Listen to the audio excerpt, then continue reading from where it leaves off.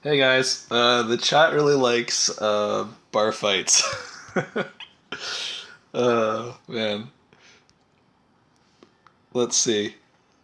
Bar fighter, bar fights, solo DB with Dolores, bar fights, bar fights, bar fights, bar fights. We're probably gonna go with bar fights, but still, put the vote down below. Ooh, somebody got. Oh, it's that one. I thought it was the 5-star set again. Oh well, YouTube loves the loins, and Barsark is the biggest nude in the world. And yeah, I'm a nerd. I play freaking cell phone games and make videos about them. Like, my God, what's the life hacks? Am I hacking real life? Oh man, you can. That's it's amazing how fucking isn't censored, but stupid is. Mom, get the camera. Max on YouTube. Oh man. Oh baby, a triple. Uh, oh man, these guys are great. Channel One rocks. If you guys are not people who sit in Channel One all day, you should leave Channel Zero and be a man. Grow up, get some lady pregnant, and come to Channel One. Those are your goals in life as of right now. Or I don't know, adopt a child with your gay boyfriend. That's probably not like the most beneficial course of action for most people because like adoption agencies suck and the kids don't love you. So it happens. Maybe get an Asian baby. That'd be a cool way to go. All right. Anyway, going back into Battle of Honor, but first we're going to take a look at this monstrously, and I'll look at my gear options. So yeah, 34,321 is our base. So I don't know why it's green after turn two. Um, this is what we got: 43% hit rate. Now 43% hit rate. Look at this ring. Let's take it off.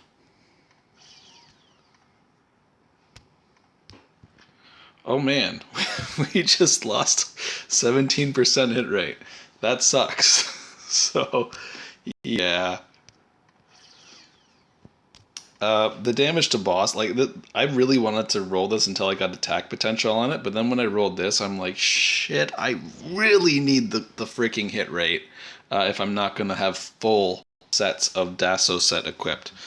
This is basically equivalent to having the third piece of a beast rain because that's 1,500. The Dasso was 2,000, but it only lasts 2 turns. This is permanent, so like that's a really good potential, and the 16 MP is actually very very helpful, and the damage to boss is totally gonna help me.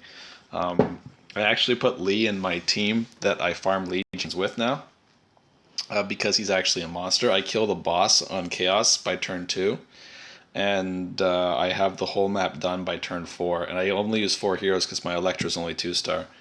But I'm just thinking that if I got an attack potential on this ring, if I got a crit rate on this sword, though I prefer if I raised, is it this one? Where is it? Is it Nirvana? Is it Chris? No. Is it Moss? No. Alright.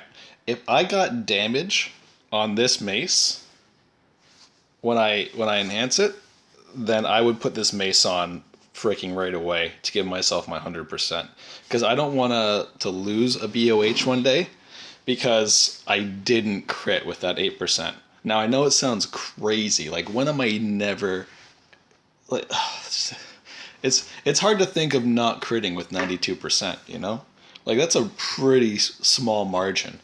And that's going to be the time that I don't crit that like everybody else is dead and it's just down to one on one. Like it's probably impossible. But but I could have it. Plus it's a mace. I don't need the hit rate now on the sword because I got this huge amazing potential ring. I might be re-rolling some other potentials on lower graded gear. I haven't taken my sword off. I have it on Moo right now, and I was thinking about actually keeping it on Moo for PvP, but it'd be better to just take that off, put something else on her, and then give it to Lena, because Lena's going to be my 3 movement, not totally broken hero for my amazing, perfect 5-man team of all the best heroes of ever PvE ever. Um, I'm also keeping a few of these characters. My Lena's the only one that doesn't have any set gear on her right now, for all my 4 stars that I'm saving up to mass when I 5-star them. So I'm going to keep her clean because somebody asked me to tell them what the difference was between 5-star level 1s and 5 stars level 70. And it's not much. Like the really important stats, like crit rate, go up by like 2 or 3 per level. So it's like that seems like a lot, to be honest. Like Lee is the highest crit rate in the game, tied with Fruel. Second highest is Momo and Carrot, if you're wondering, by a little bit. I think Momo and Carrot are 1200. Lee and Fruel are like 1270 or something like that.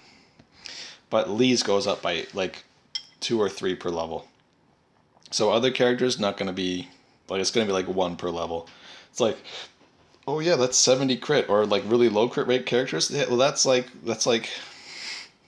70 crit too. Like that's one sorry 10 crit rate is 0.1%. So like it's almost nothing. HP it might go up by like 1,000, or like it goes up I think like by 2,000 or 3,000 on Bearman, and he's got 33,000 base HP.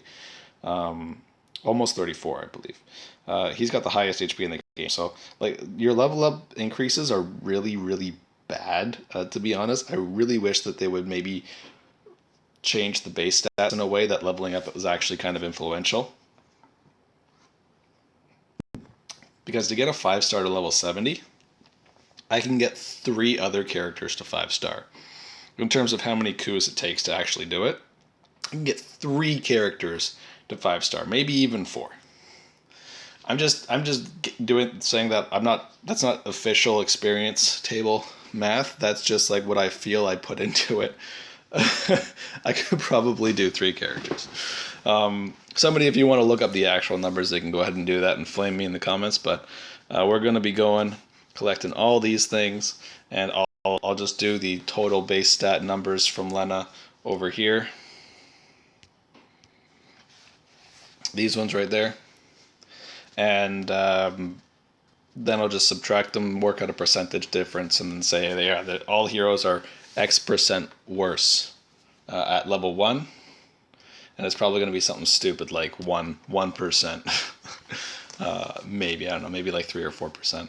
But it's not much. That's not much at all. Leveling up kind of sucks. Anyway, back to Lee. Oh man, look at this. Man, don't you wish your freaking first screen looked like that? Just imagine this as my other ghost step. Or the tank's there, and he's got the tank set. But those are probably definitely going to go to Lena. I was thinking about putting these on Rage, because I'm only going to be using Rage for PvE. I don't think I'm going to be using him for PvP. And this is going to be really good synergy with his dodge build. Because when Rage fights minions, he just spams his second skill. Like, he's not going around firing his third skill. It's impractical to use your third skill on long fights. I don't know how I'm going to be building Angela yet, though I might just strip Jenny clean and put everything on Angela in the future. Because it'd be better to have, like, slot 1 paper seems like it's going to be the best thing going into the future. Unless Sonic Boom turns out to be, like, the greatest hero of all time. But we'll see. I don't think there's going to be a huge influx of scissor tanks. I think Jack's going to stay nice and solid, so he's probably going to be the most common tank, so it's just going to make more sense to have slot 1 Angela. She seems like the most practical slot 1 character at the moment. Though she doesn't really have like a huge breaking thing. Like, you need to have a second paper. I don't know if I have a second paper. I need to test whether or not she's able to do enough damage to just wreck house without it, and just really good sets. Because she's generally going to be fighting rock heroes. Rock heroes are still the most popular. I think scissors is a close second, but rock heroes are definitely the most popular. And I'm just not sure at this point in time if Angela's going to be changing the way things are. I wonder if Pony's actually going to get to see some play. Like, again, I will do, probably the last thing I do today, but I will be doing a review of all the changes. Anyway, let's go reset our Battle of Honor, because of course we're going for rank 1 or nothing.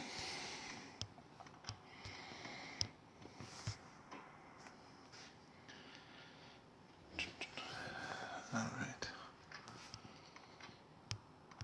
Okay, what's our score right now? 22, 2288. There's a 2300 right there. Okay, we'll play him, and then well, I guess I guess the other guys are just free swords, so I might as well just attack them anyway. I always want to reset for better opponents after 2 or 3 sometimes because I'm just going to spend the 30 crystals.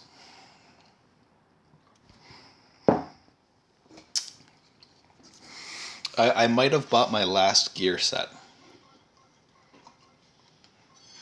I don't think there's actually anything that I want in the game.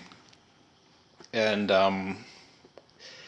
just doing the math for what it costs to unequip now. 30 crystals to unequip a full set. Why do I need to have 50 decimeter sets? It's just, that's 30 crystals to unequip it. That's like resetting your, it's so cheap. Like I don't need crap tons of sets. If I come up with a strategy that only works if I have 4 ghost steps, then I failed at this game. I'm so bad at the game now that just doesn't work in real life. So I just have to give up on life and jump off a bridge, which I might consider. That was a big mistake. Oh, that's right. He has to go and walk there. I thought I'd be able to kill it with the second skill. Getting kind of laggy for some reason. I wonder if it better be saving the recordings to my right spot on my drive. I just bought a 64 gig SD card just so I can record longer videos and not run out of space so much on my tablet. And if it's not saving them to the SD card, I'm gonna freaking snap.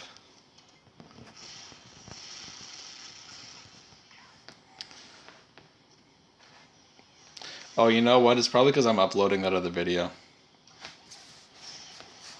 Maybe I'll lower the graphics. It is kind of choppy right now.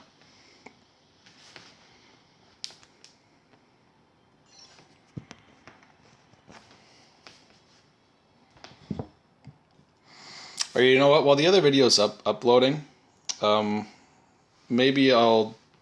fuck the review. I was thinking maybe I'll do the review of the changes, because that's not going to be affected by that. I'm pretty sure I have the thing open. Yeah, I got the Reddit things open right now.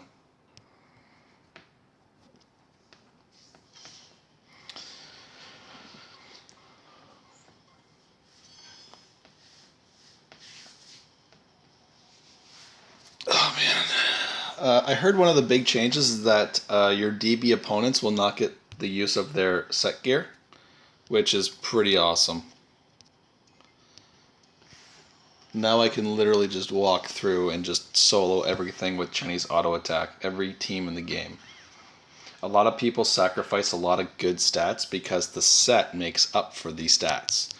For example, a lot of good sets compensate you for crit and attack in a way that you won't need it on, like let's say you have a, what's a good set? Well, we'll look at my Persona's trick set. Now, typically you build attack type characters with a high attack and crit rate. So you're almost always going to be using rings. Now, the Persona's trick accessory, I believe, is a brooch. So instead, you get HP and defense, stats that you would be lacking in if you built full power. But then the set effect gives you 800 crit rate and like 7% attack. So you get the benefit of a brooch, which is definitely, like, if you want to go like the maximized stats for your character, it's brooches all the way. Like, you get one necklace to give you the mastery. If you're not going super crazy crit rate, you go all brooches. It gives you HP, it gives you defense. They're like the most... I think if you had all brooches, I have the math written down somewhere. It's something like an extra 15 or 16,000 health before potentials are applied. And then the defense is something like having like 4 chest pieces on. It's really, really good. Because the HP and defense, especially the HP benefits from your attack by HP percent potentials. So you get a little bit of attack. You don't get as much attack as if you went all necklaces, obviously, but you get attack, you get HP, and you get defense. It's the value build. You know what? I can't help it. I'll just let Jack survive, or I won't. Well then, you know what? I guess we just delete Lee's third skill to make him balanced, and we cap out his second skill at 7 or 8 or whatever I have it at right now.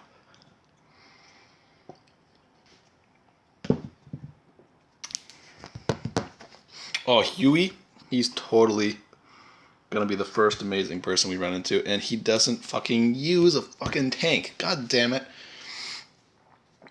Whatever. You know what? We'll drop Kai, because we're fighting an actual person. You know what? We'll just drop Chenny, actually. Who needs ghost steps for PvP, am I right? This is the team I'm considering going with for full time. I'm just going to remove Chenny for Lee. Seems like Chenny is not going to get any love from the patch, and I think that Lee is actually still so game breaking that his insane attack. Oh man, I haven't. Sorry, I have done the math. I don't remember it completely because I'm bad with memory and good with drinking. But I'm almost 100% positive that Lee just outdamages Chenny like a freaking champion no matter what you do. There's like almost no way to do the math that benefits. Really? Are you kidding me? When did this get so weak? He used to have 2. I thought for sure she would one-shot. He used to run Dominique in slot 1, which I definitely think is a better option. Maybe he did this because Dominique was always running into people's tanks and couldn't always kill the person's tank. I don't agree with Lena being on anybody's team, though. You know, just in case it's got like 11 movement. 5. Can 5 movement hit me? Yeah, totally hit me. Let's go kill that. Shit, what? No, Lee won't be able to attack anything. Whatever. We don't actually plan to get all that far.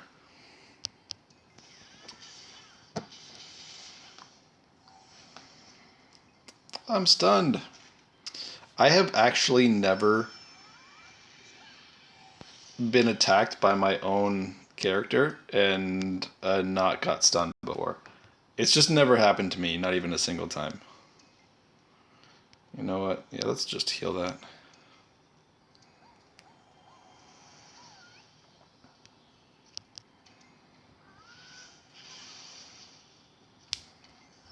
It's more like it. You gotta win games with Lee or it's not cool. I love how the crit damage buff works for 2 turns. Not as much as I love how Lee overkills every character. Like he could have killed them 4 times with 1 shot. Like that's probably my favorite part about the whole game, just in general. That damage is so broken. I don't think that they're actually ever going to release the God of Massacre set because it's not right. It's not the right thing to do for the game. It's probably the worst thing that they could ever do for the game would be to release the God of Massacre set. I would freaking love it. I would. The only way to make me spend huge money on this game right now, like go back to just being like I was when we were when we were on I was on my Christmas vacation. Just sitting around, nothing to do, and I went all this freaking money, and I just blew so much of it. But the only way to make me do that ever again would be to release the God of Massacre set, because then I would give that to Lee, and I wouldn't even use a battle suit. Why would I need the battle suit when I have the flat attack that gives me better stats than a battle suit? It's oh man, just it's like you go around, you one shot every character in the game, and then people are like, "Hey, what you got on your Lee?" It's like, "You got like Beast Rain Dasso set?" I'm like, "No, I don't got either of those, bro. Those are for pussies." Sweet. I'm gonna get pimped out. Oh wait, 1 second. 1, 2. Shit. We need Serendi.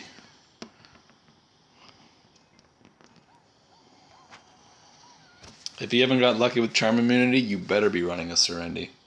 Or you're going to be a sad panda for your entire life.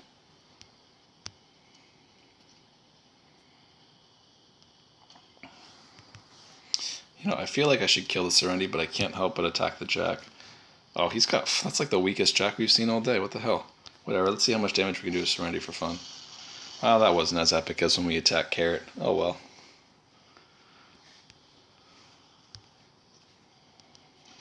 Don't counter me. Just die in one shot.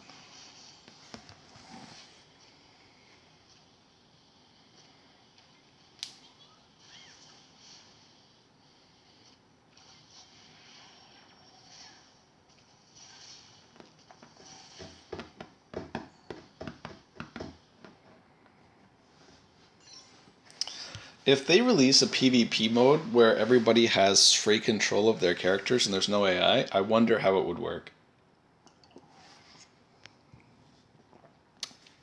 Tanks would not see play at all. There's just no way. And the only tank that would see play would be slot 1 Lance, because he's getting taunt. Like, he'd be the only tank in the entire game. And your turn 1 would be, okay, who can kill me in one hit on his team? And he would go and nullify it. That way it wouldn't be whoever goes first wins. It'd be the only way to stop it from happening. You go, you taunt somebody who will now not kill one of your characters. Now, does that work out? Because you're trading 2 characters for the 1 now. Well, Lance's skills have good area. So generally, depending on how the formations and the positions work out, that might actually be beneficial for the person who runs the tank, because he will have the advantage in terms of how the areas are going to actually work in the positionings. Now, if everybody can just have like infinity range and just hit things from really far away all the time, crazy huge movement and things like that, then if there's a way to position yourself so that you can never get hit by 2 people in a taunt, it might still even be beneficial for you, because if you get to go first, or you know what, if your Lance is going first and he's kind of like a pseudo taunt, because you could really screw somebody up because you can see their turn order for their characters. You can kind of put them in a position where things are going to be nice for you. The person who makes the decision or has the control to make the tech decision is going to be always the one that kind of has the power in a situation. It's just about tempo control. If I can do something that controls something that you do, then I have more power. But, or at least I have an advantage. I shouldn't say more power, because you'd be able to taunt somebody with, like, if this person taunted me, then my tank would probably one-shot all their characters. It's just what's going to happen.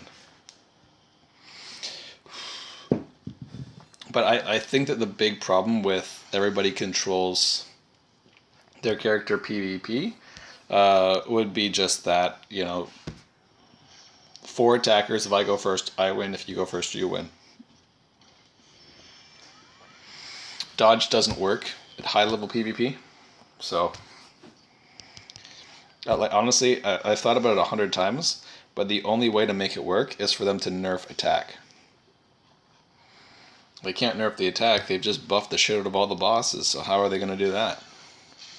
Make all the bosses beatable after they cut attack damage in half? It doesn't work. Maybe make all set gear disabled in player-controlled versus player-controlled PvP. But I have no idea how they're going to work it yet. They can't piss off all their paying customers, so what are they going to do? I don't think that they'll ever add it. They might do something like an arena or a Coliseum or whatever, which I'm referencing a Legion of Heroes. It's another Nexon game. They have a PvP mode that is based off of... Well, they got 2 PvP modes. One of them is based off of a character pool, and you just pick characters from the pool. And your characters that you can pull every battle are random. And you just have to use pure tactics to win. Now, the problem with that is a lot of characters have really overpowered advantages in that, and well, at least they did in that PvP. So I don't know if it's going to be a good fit for this game. Like, if somebody pulls Serendi and there's no charm immunity in PvP, and you don't, then Serenity charms your whole team at a 75% rate, and now you're fucked. So, like, it's gonna be tough for them to do it. Like, it's a really, really hard thing to pull off. A balanced PvP, because things are hugely in favor. Like we've been playing people 85 to 97,000 battle score all night, and I don't think we've even had even a character that even be close. Look at this: 13% crit rate and 7,200 attack. That is bullshit. If they release that set, the game will break. It'll just explode. Your tablet will melt. Like, what's gonna happen? You get two pieces of that set, and your tablet actually just melts in your hand, and you get such bad degree burns on your fingers that you can't play tablet games anymore.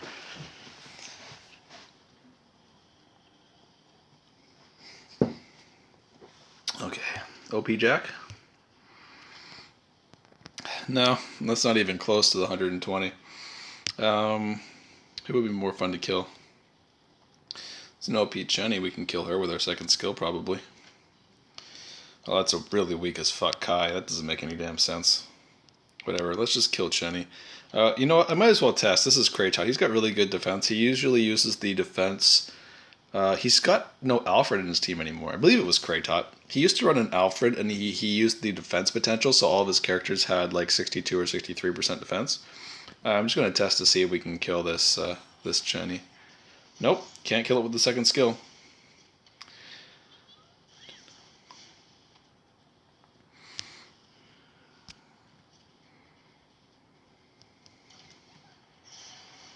That was a bad thing to do. Yep. Kai can also hit me.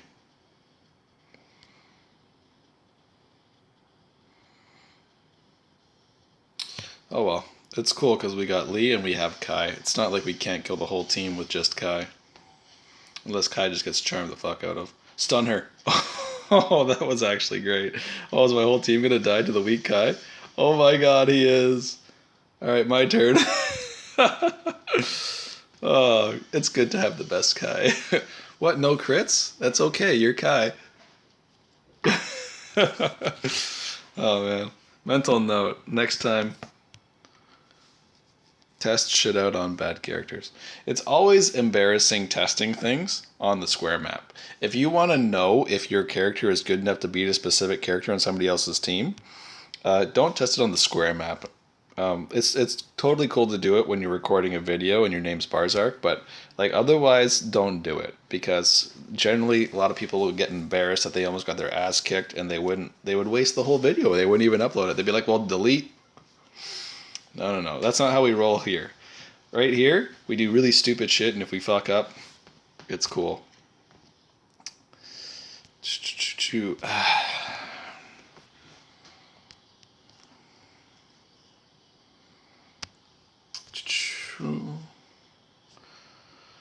How do you spell Sovereign's name? Sovereign Jack and Bearman.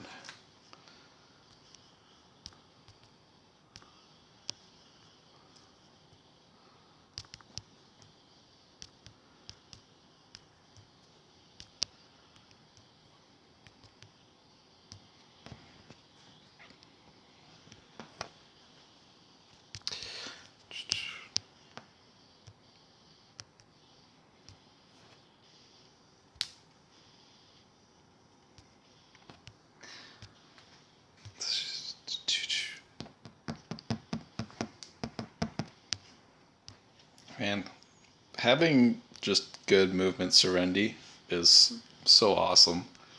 Like the thing is, Serendi's got such low defense. I really think that she's a shoe-in. Like it's a no-brainer to put the Pathfinder on her over the Ghost Step set, but not everybody agrees with my decisions. So they have the Ghost Step Serendi going on. But I think it's a no-brainer. I got like a 90,000 something health Serendi. Yeah. I think 6 movement is more than enough. Like, for a hero that is just so amazingly useful, like, look at this shit. Boom. Hey, guess who's got their passive now? I don't know why I haven't been doing that. It's probably because I've been drinking.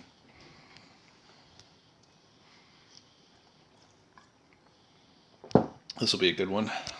Weak character. Oh man, if only I could reach Jenny from here.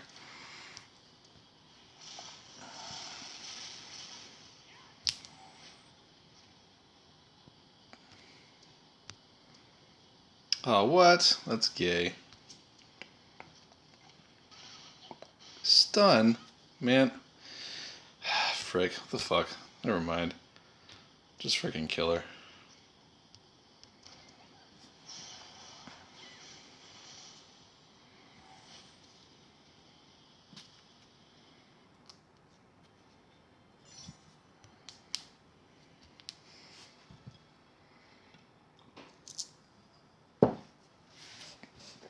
I really wish the people in the top 10 would not be so hardcore.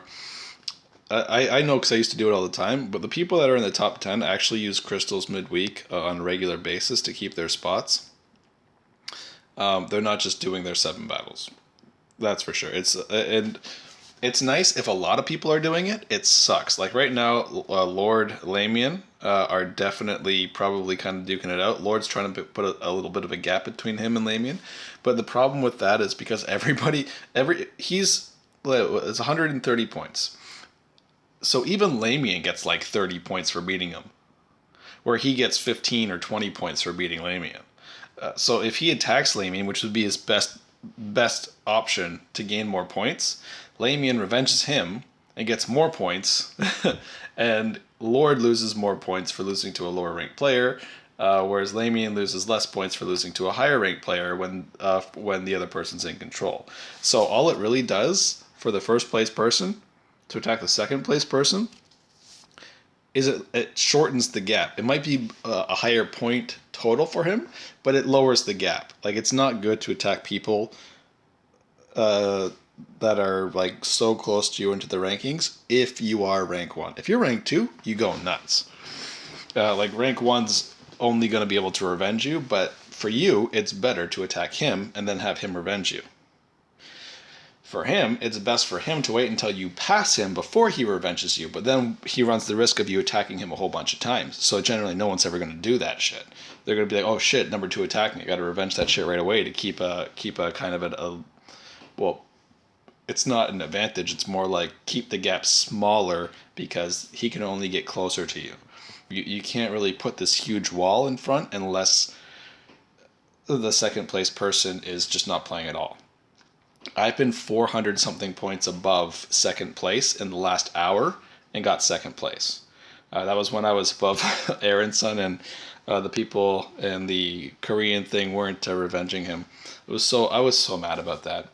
But you know what? Aaron's son, kind of came and helped me out, and he didn't revenge me the next week.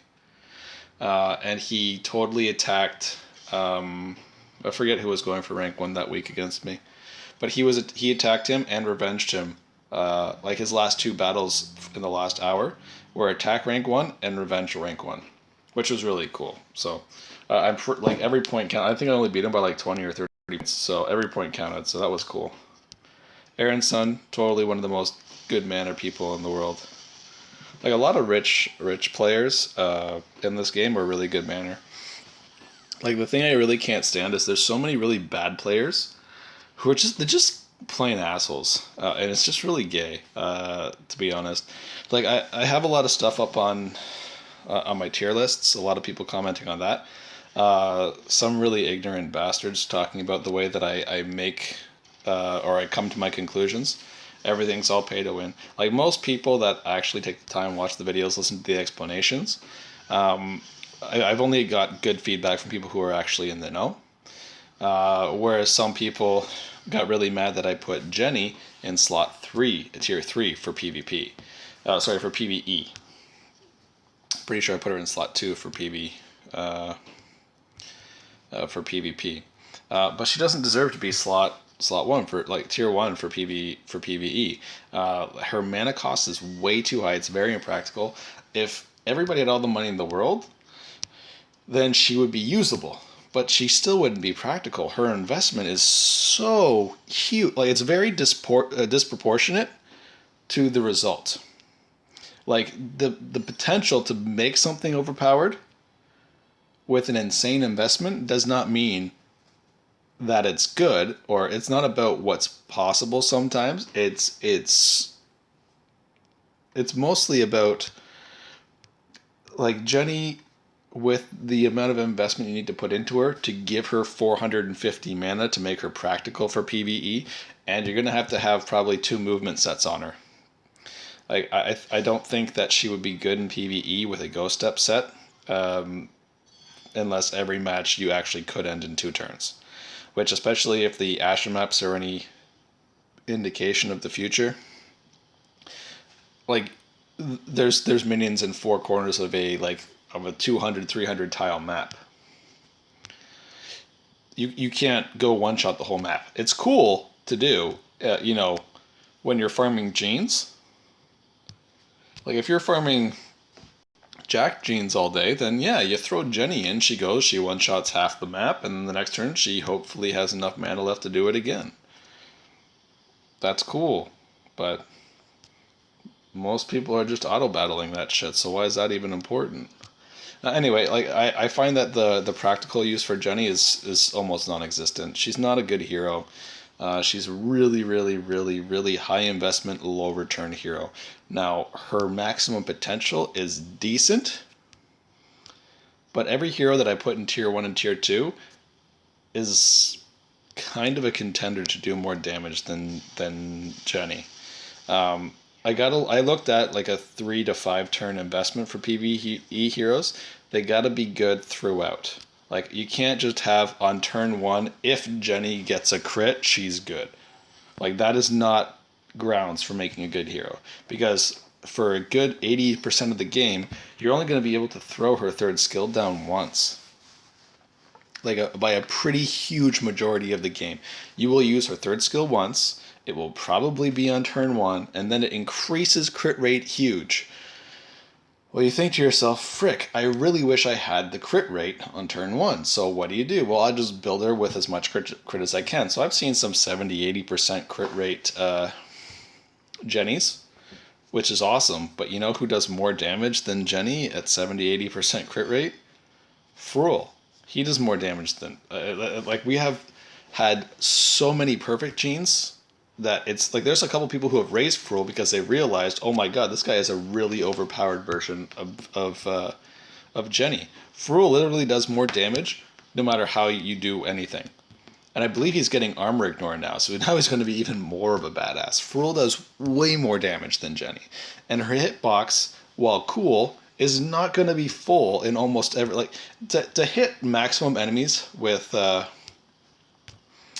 Jenny's 3rd skill, when are you ever going to hit a unit in every single slot? Like, it's cool when it happens for let's see, 1, 2, 3, 4, 5, whatever. I'll just let Jack take a shot at me. It's cool when you can use like Carrot. Carrot's hitbox is just as good, to be completely honest. The only time Jenny's hitbox is better is when you're 1 range short. But you know when you're never 1 range short? When you have an extra movement.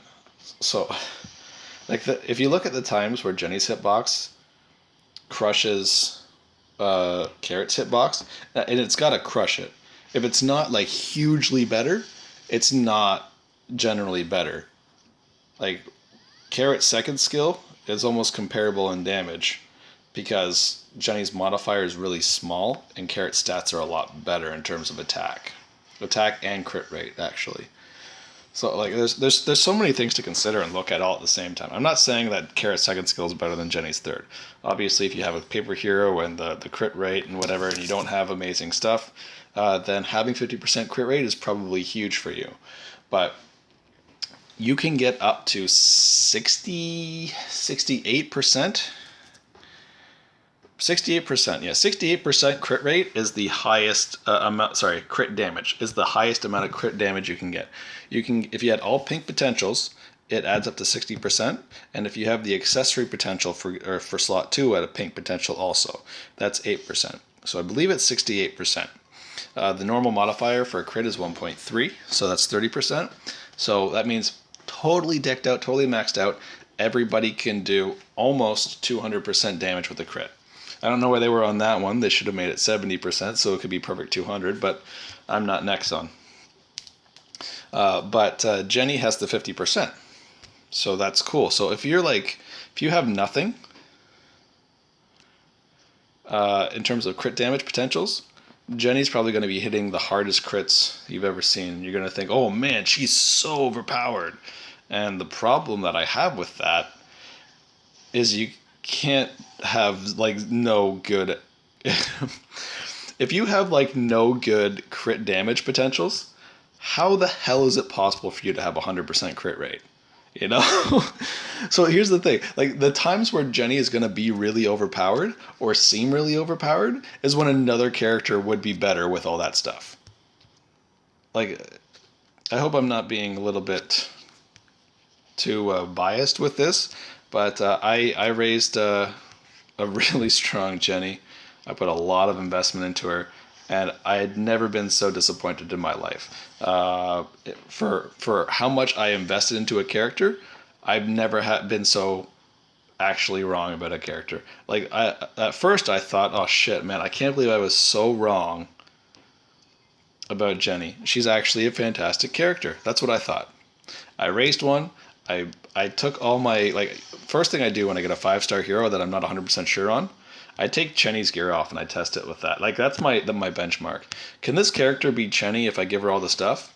Not even close. Like not even remotely close. It was ridiculous. Now my Chenny only has like a 50 something percent crit rate because most of the gear sets come with brooches to maximize stats and give a character like 56. Every character can have 50-60% defense if you have all brooches. So and tons of HP. Like yeah, I like my 90,000 health Chenny. If only she had a Pathfinder, it'd be like 110.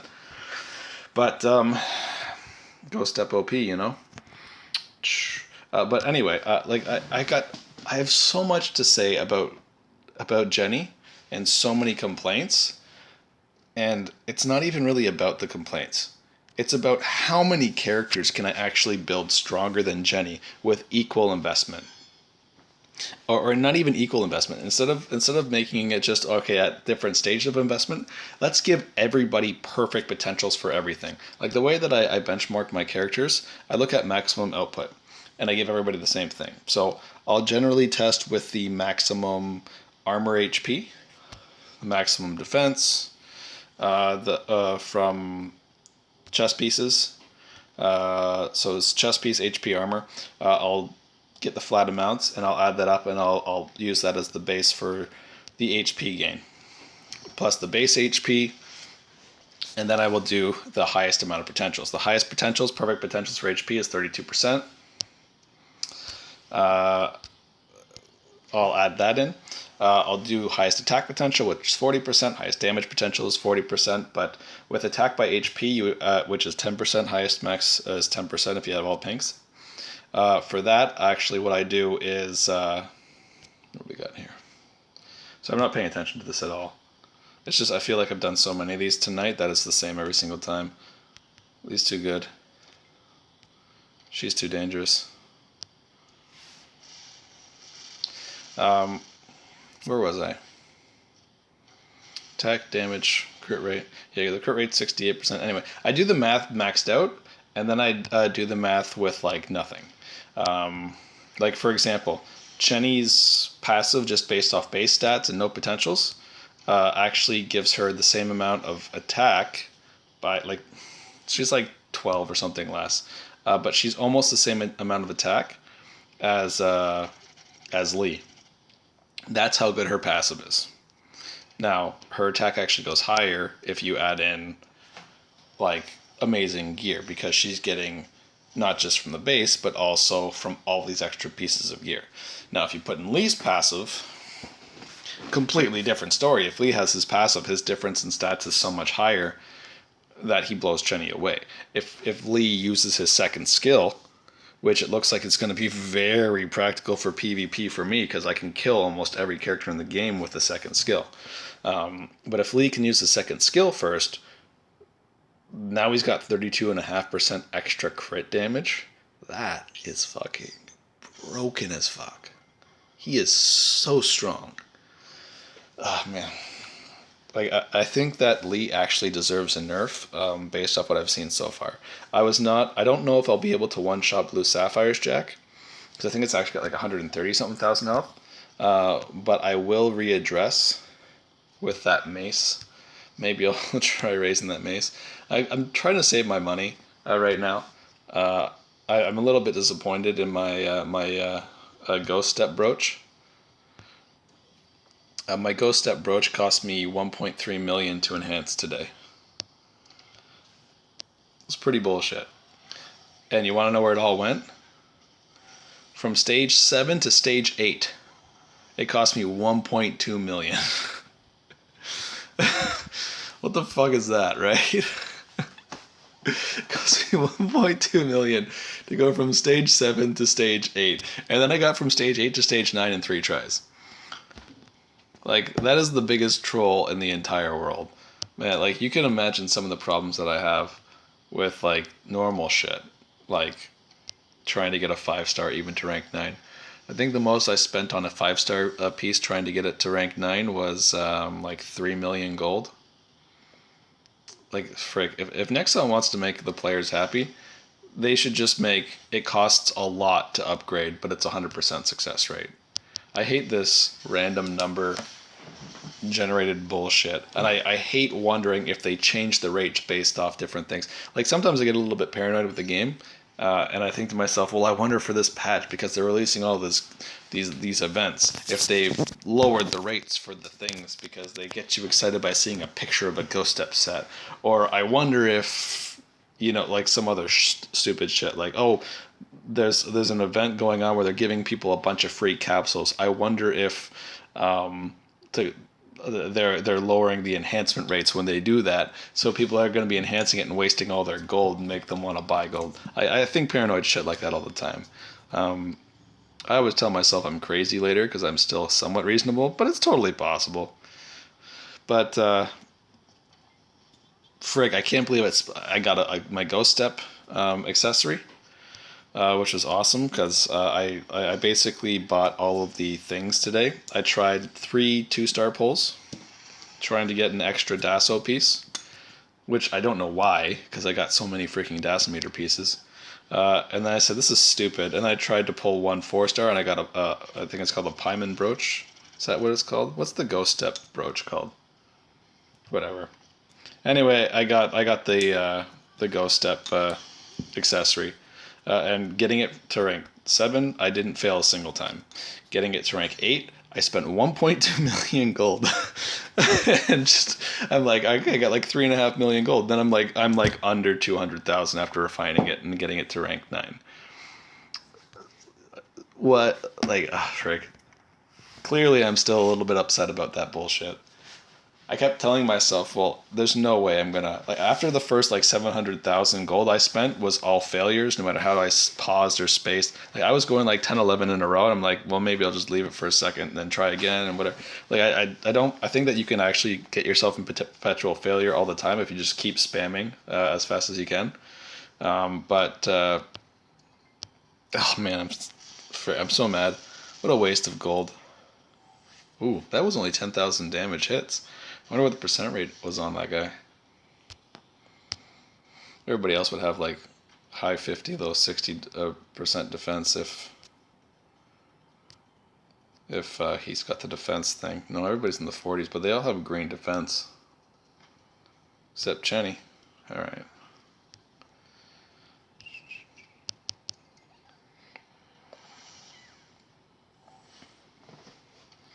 And I hate charm. Like I hate immunities just in general, to be honest. I wish they would remove immunities from the game because it's like, oh man, this character's amazing. Oh wait, there's an immunity for that. It's no good. But I have had the worst luck with immunities, and because I run Serenity, I actually don't give. I don't care. I like it helps people be able to beat me, which is nice in Battle of Honor. Sorry, not Battle of Honor, but it's nice in Dimensional Breakthrough because like people who build just so they can deny other people in TB, It's kind of a douchey thing to do. Like, I guess I could go to sleep, and when I go to sleep, I get or right before PvP ends, the season resets. I think it's based off your last week's season results, where your placement is, something like that, and their gear is based off last week's gear or whatever. But I think that I could just get a few ghost step pieces, and like before the thing resets, I can just give everybody ghost steps. I could totally do that. I'm not gonna, because it seems like a douchebaggy thing to do. Just make everybody else's life miserable and dimensional breakthrough. In Battle of Honor, it would be kind of nice to have a bunch of immunities, but like Serenity, if you just pick Serenity and you put her in slot 2, then you always cure anybody who gets charmed. Like there's almost no situations where you won't. It's a, like I've never thought to myself, oh man, if only I had charm immunity. Man, we've only been hitting 10Ks in the last couple of jacks. I wonder what's up with that. I even have my passive turned on for that, which is only like level 1 or whatever, but it's something. Let me just check. Oh, it's like 1,000 attack, exactly. Alright. Oh, and it's 800 crit rate. Shit, that gives me 100%. Sweet. Man, I'm totally just gonna leave. Frig. I don't know how to build optimally with Lee. It just seems like it'd be really, really cool to just always have 100% crit rate, but maybe I should just not waste 8 potions at a time building that sword up. It doesn't seem like an optimal, effective way to spend my modification potions. Let's hope we get X on Lee, because that's what I've been doing. If you want to be if you want to get like the greatest laugh of your life in this game, I have used on Lee, modification potion wise, trying to make his gear as badass for this just for this video, as badass as I can. I have used maybe 300 modification potions or so, between 3 and 400 on his. Is it his 3-star? I have a bow with a pink attack, a pink crit rate, and a pink damage potential. That's not a set item, it's just a regular bow. I'm pretty sure it's my 3-star. Now, if you remember the modification potion event, if you bought all of the packages, you got 45 3-star, 30 2 and 4-star, and 15 1 and 5-star. That's how the packages worked out. And the very first day, I'm pretty sure I bought everything, and I thought, you know what, this is really bad value. Then I didn't buy it for a couple of days, and I thought about it a little bit more, and I'm like, shit, I want to buy these potions. So I did it for the last 2 days. So I'm pretty sure I did 3 days where I bought all the things. So right there's like 135 modification potions just for that one bow. And I still haven't gotten... I still have not gotten crit damage on my amazing bow, and I'm really pissed off about it. I used every single 5-star potion I got, which is like 45 right there, plus all the ones I had lying around and all the other ones I get when I pull my friendship things. Like I've used quite a lot of 5-star ones too. Nowhere near my 3-star ones, but it's easily 100 on my 5-star bow and on the sword that I have equipped to him now. Originally, I had a bow on Lee because I wanted the base crit rate, which if I just equip it now, I do have over 100% for sure. But the thing that I don't have is the 20% crit damage on the bow. So I used to have a blue potential for crit rate and crit damage on the bow, and I thought, you know what, this is going to be the most OP Lee ever.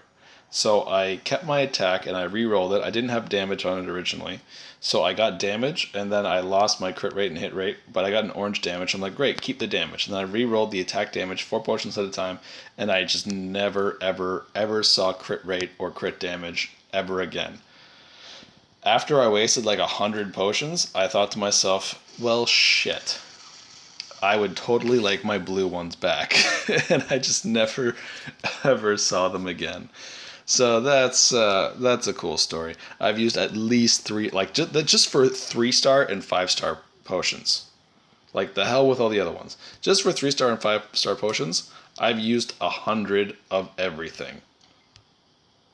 You know, we'll let this Lee one. You know what? We better stay back here so we could actually reach him. But we'll let this Lee 3, 4. I don't need terrain advantage to kill people with Lee. We'll let this Lee come and hopefully use his second skill and not kill 3 of our characters. Oh, he can't hit us. Oh, that sucks for him.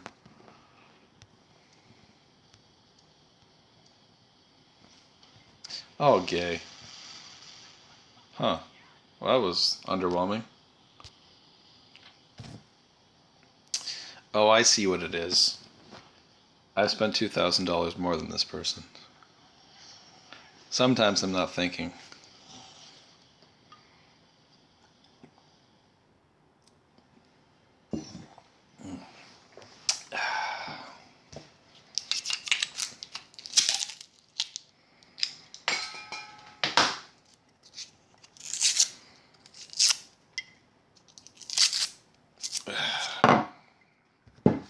I wonder what all those paper rips were. It's because I drank Stella, because overpriced beer is better. I actually only like beer in green bottles, to be honest. There's very few beers I don't like.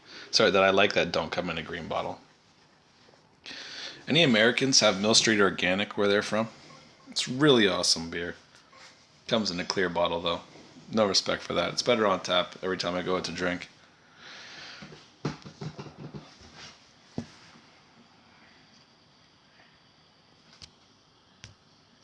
I hope I'm not coming off as an alcoholic. Oh well. There's nothing wrong with being an alcoholic so long as you can afford it, right?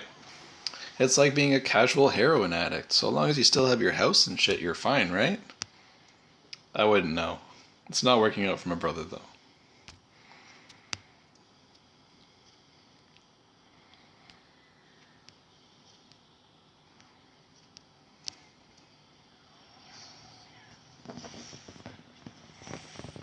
Man, I'm not even gonna max Lee's second skill. It's too OP.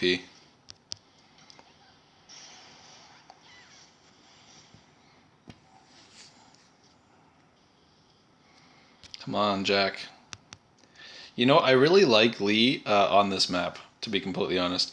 This is my hardest map of all. Like this is the easiest map to play, so my formation generally sucks in terms of strategy on this map. Because it's just so much easier to win. I have the highest loss rate on this map. I have 100% win rate on square for obvious reasons. Like even the best teams generally get like nowhere near me unless I decide to try and do something stupid or test something retarded out. Like as we just saw against that in the video with Kratot. I was this one that I'm sorry. Can't remember shit. But in the video where we fought Kratot, and I thought, oh, well, let's test this out and see how it works out. Didn't work out very well for us. And then I put my Serenity in a spot where I normally go, and I'm thinking to myself, wait a minute. Kai can hit me in both places, and he's got Serenity slot too. This is a bad position. It's my place where I always put Serenity. Actually, you know what? I want to talk about this a lot right now. Why is Serenity the best slot 2 in the game? Because it counters Serenity in slot 2.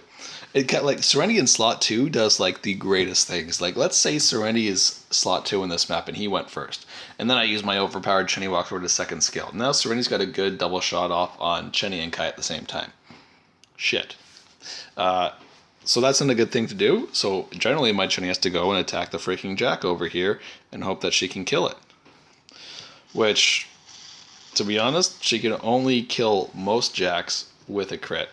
Whereas Lee just always crits and ignores 1,000 more armor. So, wait a minute. Didn't I do a video where I said where Lee's going to be way better at killing things? I feel like I just had deja vu with Lee always crits and ignores 1,000 more armor. Have I said that in another video before? No. The hell with that shit. This character's farther away.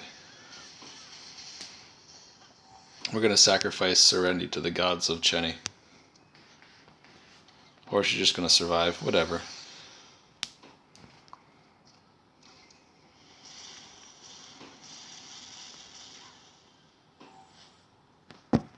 Man. I do feel that Lee needs one more movement, but at the same time, not really. Like if you can come up with a formation that has 0 benefits from high movement, that's basically the dream right there. Oh yeah, no, my formation's so good I don't need Ghost Step.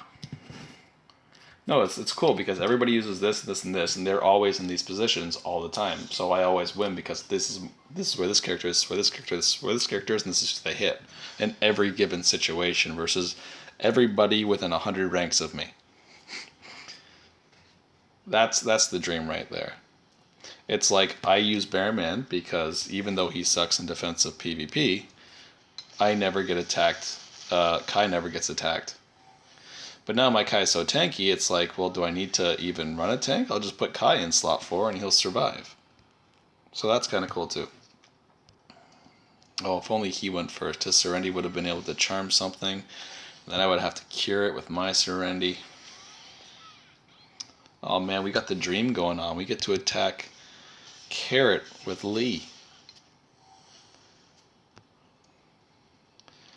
I'm pretty sure last time we had terrain advantage and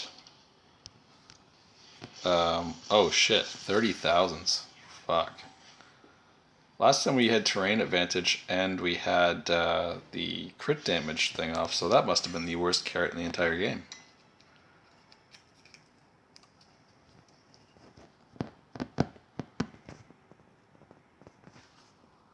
Okay. Alright, we got 190,000. Let's take them out.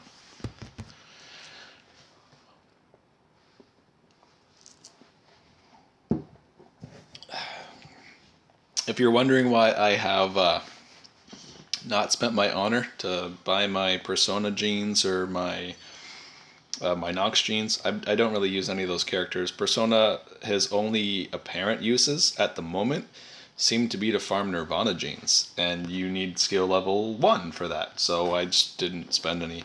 I just anticipate that at some point in time in the future they'll add another PvP hero to game, and I want to be able to buy it on day 1. So I'm just going to save all my my honor points forever and just wait for it, and then I'll max his skills because hopefully it'll be a good hero. Nox is terrible, and so is freaking Nox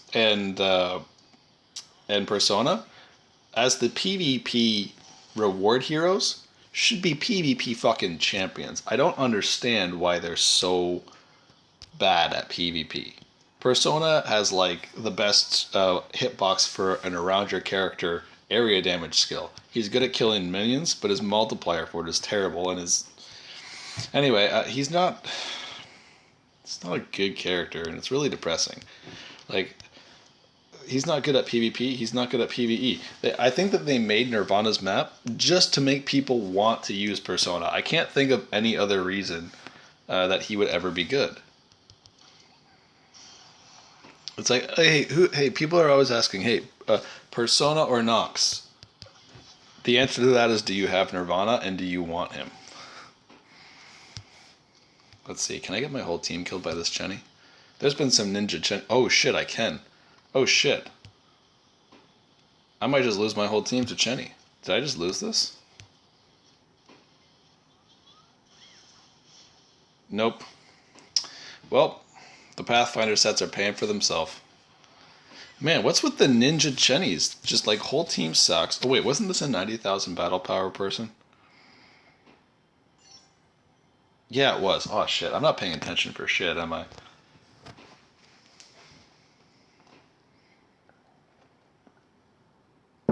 Would have totally ignored Jack and killed the Chenny if I was paying attention. Alright, 59, 80. Alright, let's go for the higher number. Man, I'm gonna have a list of revenges tomorrow that goes up to like... You were revenged by just like 100 players. I'll just fall 50 ranks.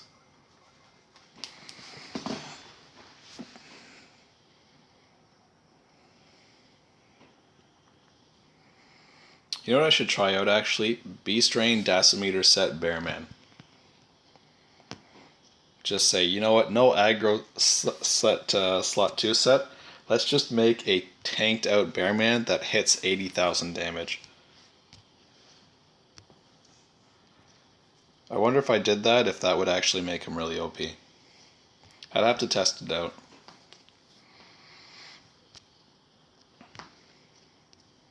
I've just never really considered building him as a monster.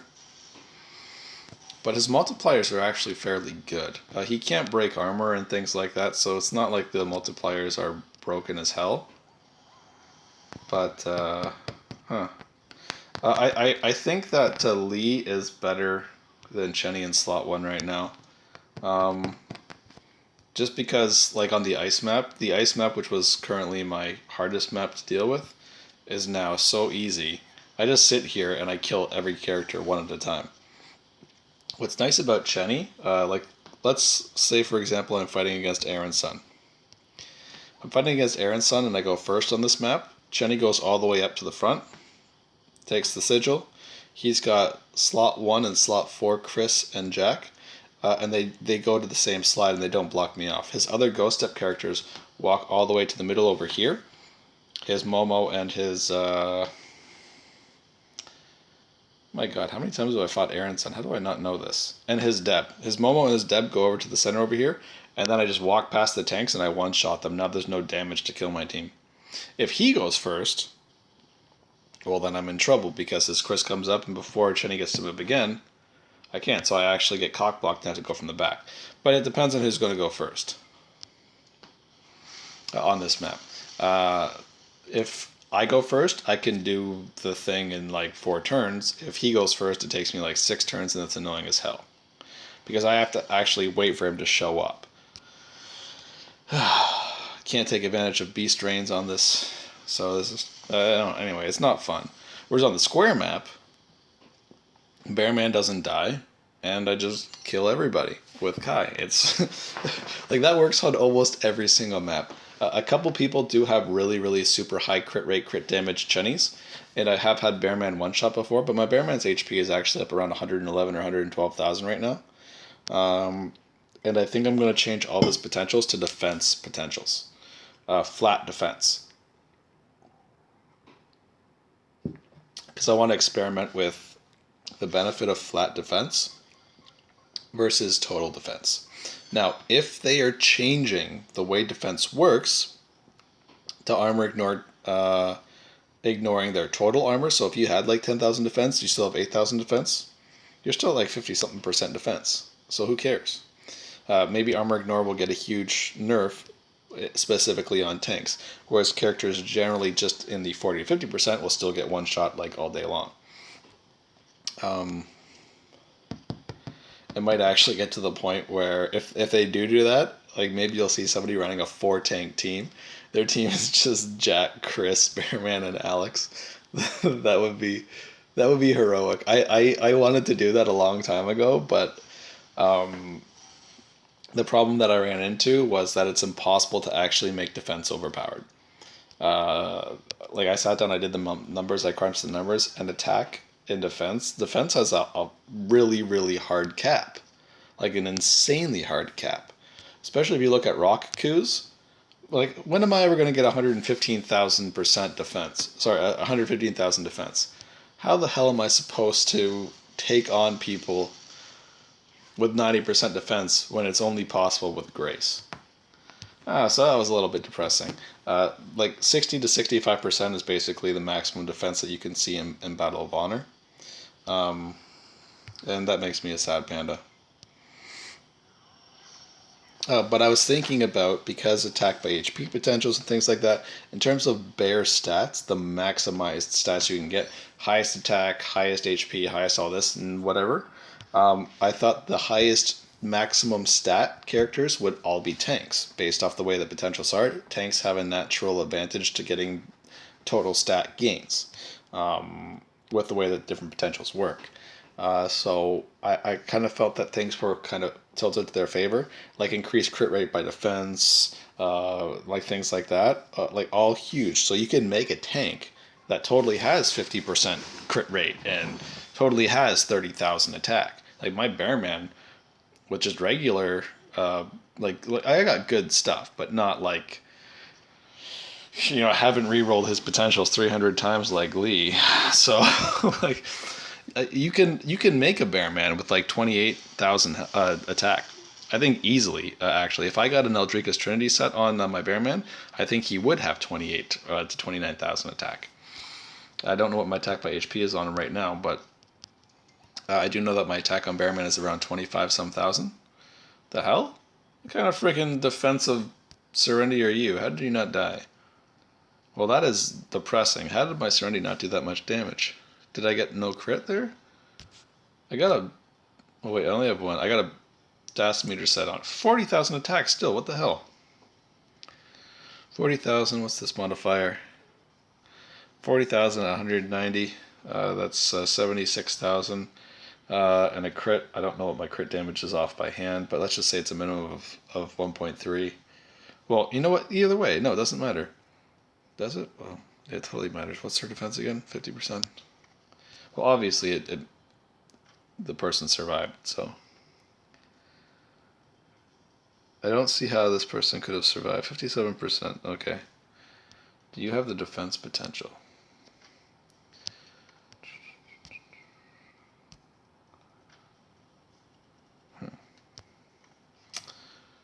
I think this person might have the tiger set on, and her defense being under now has raised her defense. I don't think it started that high. I'll have to check that out later. You know what's great about Bearman? He one-shots Carrot every time. Hey, you know how else one-shots Carrot every time? Just pick a hero. Carrot, no slot 1. Carrot, slot 2.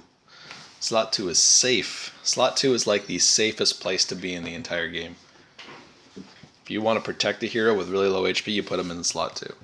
Unless the hero's Lee, because then he just kills everything in his path.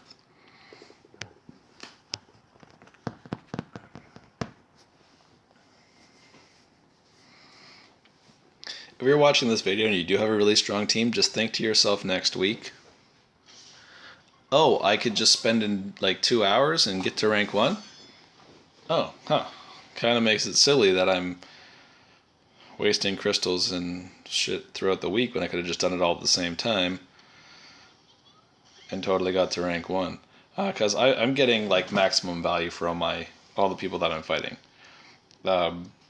Everybody's around me, so I'm getting like 28 to 30 something points per fight.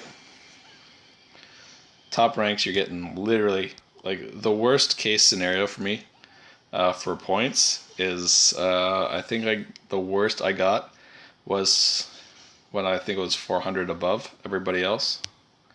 I was getting 2 to 3 points per fight, and I was losing 19 points for every time somebody revenged me. It was really, really depressing. Like, extremely depressing. I think I would have actually been better off if I just didn't attack anybody for the last hour. Because then I wouldn't have had, like, a list of people who could keep revenging me. Okay, 31. Well, I don't know how I got somebody that's actually 31. Is he top 10 right now? Yeah, nice, 4th place. Well, that's tough luck. See, if he revenges me, he's not going to get much unless he waits until tomorrow when I'm rank 1.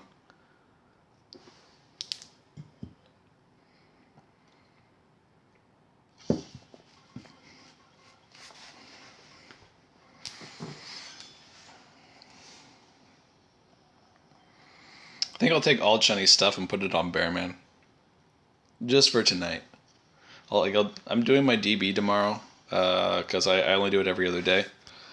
And I just play it 20 times in a row. But I'm thinking about putting everything on... Oh, for a second I thought we had a Jack that was going to survive.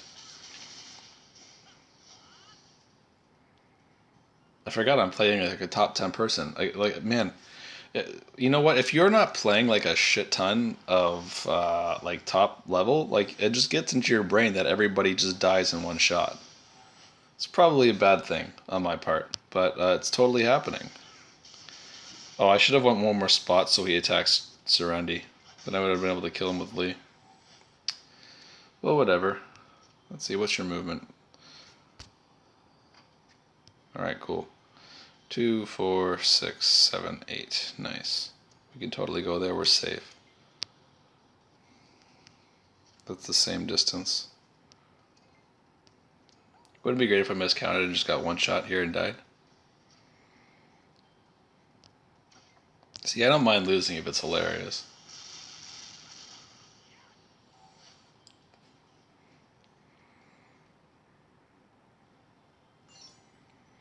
Alright, we're getting pretty close to top 10. I think I'll end this video and I'll do a part 3.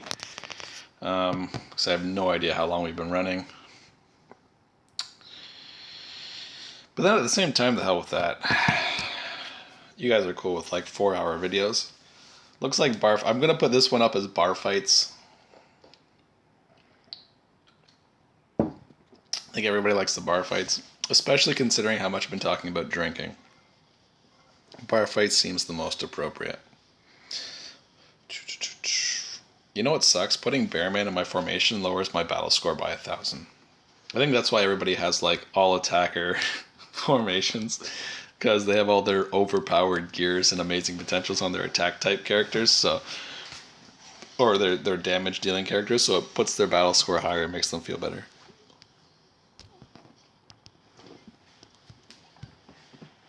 Here we only do practical things, like take off Lee's Persona's trick set and give him a ghost step set because his damage is too overpowered, and maybe we can get some cool things happening if we gave him 4 more movement.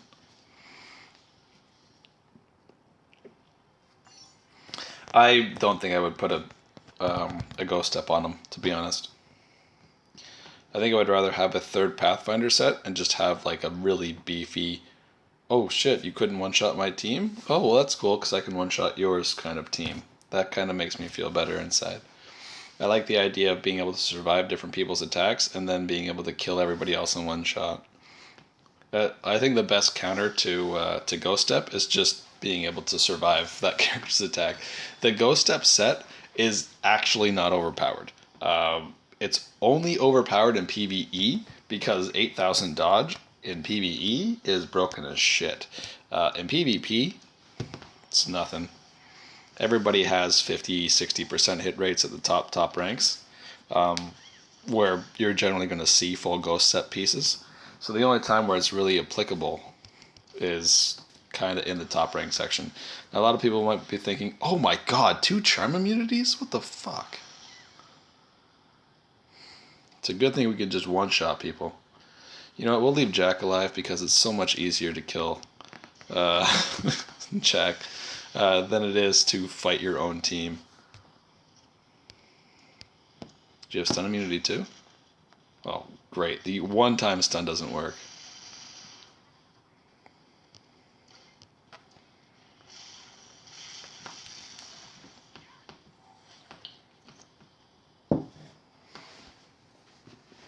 Like, I think we've confirmed by now that if I ever get a God of Massacre or a Beast Rain set on my Lee, he kills everything in the game in one shot with no buffs, which is like that's like it's amazing, but it's kind of bullshit. I think having a slot 1 character that takes tanks out of the game is a little bit gay. People are going to try and use my own formation kind of ideas against me where they have the tank in slot 4 and then Lee's just going to one-shot their tank. Like every single time. Like if... Actually, you know what? That does make me laugh. I don't like having an unkillable formation. I'm going to come out there and say it right now. I think it's... I think having so much money invested that you're completely unkillable is cool as fuck, but I don't know. Could you imagine a game where every day you played and like you look at your defenses and just everybody lost when they attacked? The whole your whole experience with the game is, oh, I only win all the time, and everybody's like, oh man, That guy is so fucking detune. It's not funny. Because that was him. That guy spent in the tens of thousands of dollars. He got all of his gear sets. Like, he had, like, perfect gear sets, and he bought them all on gold caps. The guy was freaking insane. But I guess some people are just very, very wealthy, independent oil people. That's what D-Tune's day job is. He's one of these Syrian guys who just owns oil. It's like, yeah, no. When I want to make $1 billion, I turn the tap left and I just let it drain for like 3-4 days. Then I just turn it off, collect my check, and I come play cell phone games. Like that's what he does for a living. It's the only thing I can think of. Because like what else do you do when you're just like, oh man, I don't want to spend more money on this game when you're like in the tens of thousands on your cell phone in like a month. Like, what the hell? At the same time, D-Tune was like next level. He was a good player, an extremely good player. He had some really, really, really good formations and some really good advantages. And like the way that he built his characters, like he used Sonic Boom, he used Lily, he used Lance. Now you're thinking, well, none of those characters are like tier 1. But with the right gear sets, when nobody else had them, they were literally the best characters that he could have ever used. One, his Lily was a 40 to 50% dodge twink. It had 2 turn stun, which worked on basically everybody in the first month, because not like you have every person in the game has stun immunity. He had a Sonic Boom. Now, Sonic Boom was good because Sonic Boom was the first character that you can get that had Chenny's hitbox. So Sonic Boom was the easiest character to max that has that great hitbox. Now, you would argue, well, Chenny's easier to farm than Sonic Boom, so why didn't he use Chenny? Well, Chenny needs another paper hero. Now he does have Lily. Does that make better synergy than using Sonic Boom? Arguably, but no, because Jenny has 2 less movement than Sonic Boom. I'm pretty sure Sonic Boom has 5 movement. So Sonic Boom actually was a hell of a lot better. With the Ghost Step, I think he had a 9 or 10 movement Sonic Boom. I don't know if he had a second slot movement item or not. Oh, we got like a full list of 90Ks almost, so that's cool. But he had, like, his formation had like almost perfect synergy, and because he knew he would just kill everything in one shot, like his thing was designed around, okay, this character and this character can't be killed by anybody in the game in one shot. That was his Lance and his Lily. His Sonic Boom was able to be killed in one shot by a couple. Oh, sweet. Oh, fucking sweet. 1 second, sorry. The hell with D-Tune for a minute. We gotta check this out. 63%, and oh, that's not enough health. Sorry, I got excited for nothing. Anyway, so the way that he had things at the state of the game, he basically had the synergy that gave himself a huge movement team. Because now this is a mistake again, but I'm going to kill these both in one shot, so it's not that bad of a mistake because Kai's going to get the win. Just want to say that now. Like I said, Serenity Slot 2 beats Serenity Slot 2. that's the counter to Serenity Slot 2 is Serenity Slot 2. Like, if you both have Serenity in Slot 2, it's better to go second, specifically just for Serenity. You're gonna have to consider the other characters and everything like that, but Serenity is the best character in Slot 2, like, so solidly. I don't think the new changes are even going to touch that, to be completely honest. Oh, Shark Fuji, shout out to you. This guy does really good work. I really appreciate very little of the community in terms of what they kind of do to kind of help players. Shark Fuji sits down, he crunches the numbers, he does the math, and he's like, this is how shit works. And he actually does really influential work that can really benefit a lot of people. The person who compiled or did the spreadsheet for all the stats, all the base stats of every single character, that's a really good piece of reference, but it's honestly not at the same time. Like, anybody could go into a spreadsheet and, like, if you don't know, you can check the base stats of the characters you have and all the characters that you don't have, all the time. You just go into the rebirth, you hit the little magnifying glass. What's with me and not being able to kill other Serenities today? Anyway, you click the little magnifying glass, and that's it. You can check any different stage and their base stats. You go to the 5-star, you see their total maximum base stats. So like anybody can actually do that. Now, somebody took the time to make the list. That's really cool, and I definitely reference the list all the time. But like Shark Fuji sits there with like a pen and a pad and a calculator, and he's freaking running scenarios and recording his numbers and doing everything. He's going into game. He's wasting his energy to go attack a fence, you know. And he does a lot of really nice things for the community and does a lot of actual real work, which I really appreciate. A lot of people like compile something where all they did was sit around for like 2 hours and they wrote stuff down or they typed it into to Excel or whatever. And it's stuff that you actually, if you really need to know, it's it's faster. Oh man, I really need to know the base stats of Jenny. Oh man, what am I gonna do? That's faster. Like you don't even need the damn spreadsheet. It's kind of cool if you want to compare to, and you can't remember. Okay, I want to see who has higher attack. There. Like if you want to compare a couple of heroes, if you want like a perfect list of everybody in order, that's basically the only benefit that the spreadsheet has. Okay, I want to know what character has the best crit rate in the game. Hit crit rate, and you arrange them by crit rate, highest to lowest, or lowest to highest, whatever you want to do. And then you can look and be like, oh, I didn't know that carrot had such high hit rate by comparison. That's kind of bullshit. Why can't they have taken less crit rate and given her some actual HP or something? You know, crap like that. You can do stuff like that on a spreadsheet. It's nice, but to actually find the information, if you want to compare, it's literally 4 clicks away on your phone. So why bother going to your computer or closing your stuff and going to look at a spreadsheet? Like things like that are like one of the most universally used tools in the game. For people that are doing their research and whatever. But it's not like, oh man, this person did this. This is the greatest person of all time. Like Shark Fuji is a total boss who actually devotes a huge amount of his free time on a regular basis to helping the community and teaching people a lot of things. And he does the work, and he just sort of figures shit out. So he's a very humble guy too. Like if he's not sure about something, like you saw in one of the other videos today, he just types it right into the chat. Hey, does anybody know how this works? I just need to know this exact thing, and I haven't been paying attention to it. I don't want to do the tests right now. The test's exactly how it works. Has anybody got the answer? He'll just ask it in the chat, and then he'll compile it for everybody.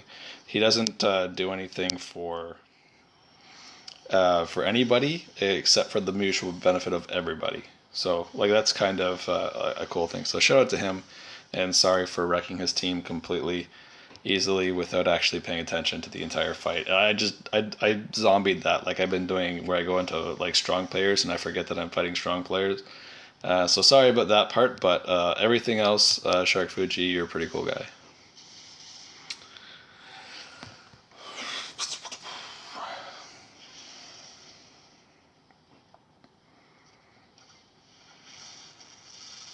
Does anybody else see Hellzone Grenade from Piccolo in Dragon Ball Z when Lee does that?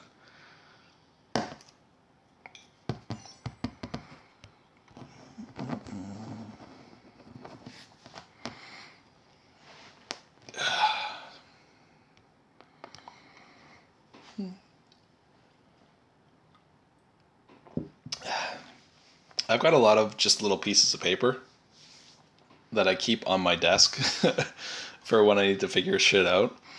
Of just a ton of information that I compiled, like all the maximum amounts of potentials, all the total stats for having a specific piece of gear, like all the different stats of all of the gear types, the total if you had only boots and only whatever, like I can combine all of them.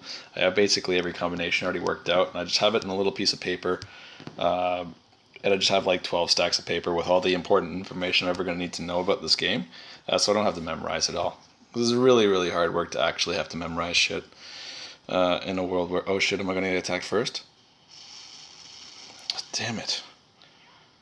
If only you had 100% crit rate, you could have killed me there. Sucker. Third skills are for noobs, right?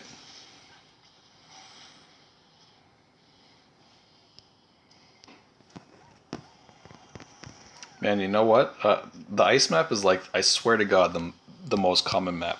I remember when the square map was like, it was like always the square map.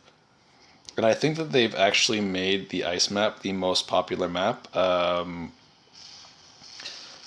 just because too many people would complain about, this person just kills me with ghost step every time, what do I do? I think that's actually like a legit thing that's happened, because I've noticed a huge spike in how often that I play the ice map. It's definitely way more than the square map. You know what? If somebody's willing, 10. Hooray, we're into the top 10. If anybody's willing to do it, skip through the video like 4 minutes at a time. 3-4 minutes, however long it takes to do a battle. And just compile over like 30 minutes or so. What maps I like, just do like a 10 map sample and see what maps I played and just post what they are.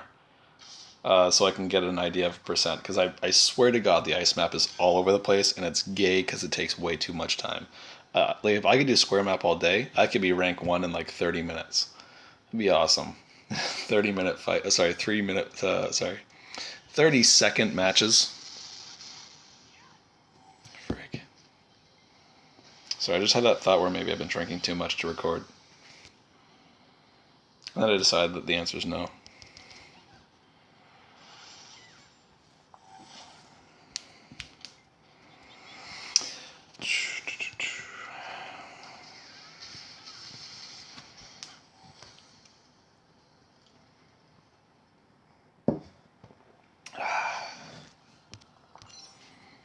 I think I played too much Battle of Honor.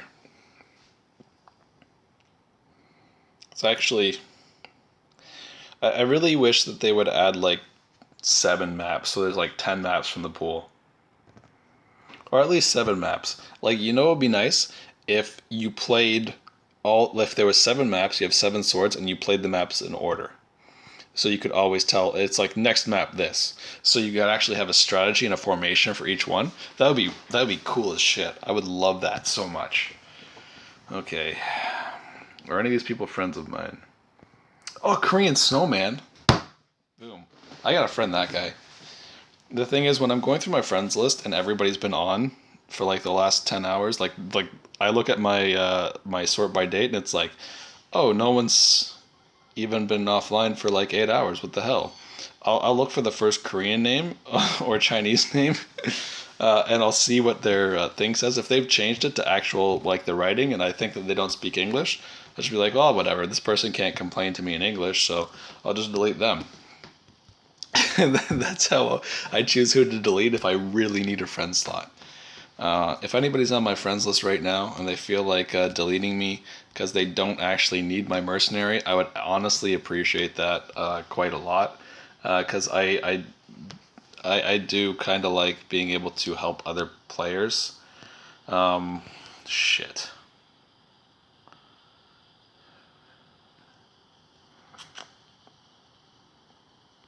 Well, you know what? I'm sure that Serenity can't one-shot us. And I'll just heal with my Serenity.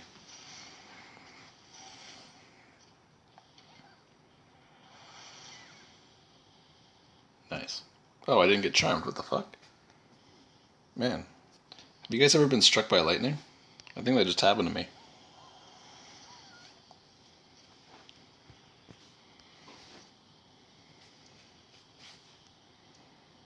Jack doesn't hit me because he's an idiot. You know what? I can get hit by that Serenity again. That's cool. Now, is Serenity gonna walk and hit Kai also? Oh shit. What the? Oh my god. AI, you're so fucking stupid.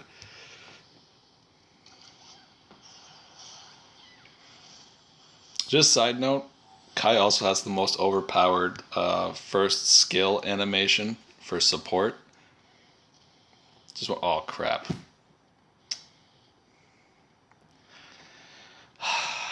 Sometimes we're really bad and we put Kai where we were supposed to put Lee. But it's okay. Because we can auto attack this to death. Okay, I think I'm going to stop here for now. Fuck, I don't want Shark Fuji to sign off before I want to talk to him about a couple different numbers. I want to talk to him about defense debuff and ask him just exactly what his process was to figure out that defense ignore was applied before percentage potentials were applied. Because I've always thought that it just took off a percentage, but it just became apparently common knowledge one day that it was the other way around, and I thought that the tests were very solid, and I didn't double check them myself, and I didn't, like... Did somebody just get Neldrika's Trinity? What the fuck? Oh, he... Oh, fuck. Man, every time somebody gets one of these, I shit my pants.